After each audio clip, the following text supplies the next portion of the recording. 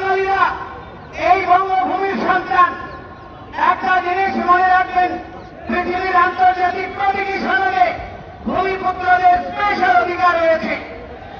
অথচ আজকে আমরা এই যে বঙ্গভূমি বাংলাদেশ বলছি, এই বঙ্গ শব্দটা আসছে কোত্থেকে?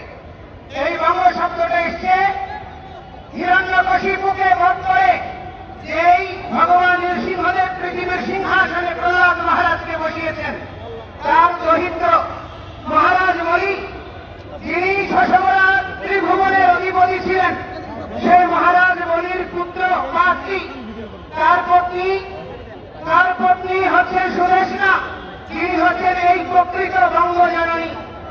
এই সুদেশনার পাঁচটি পুত্র অঙ্গ, ভঙ্গ, কলিঙ্গ এবং শুম্র এবং কুম্র, এই 5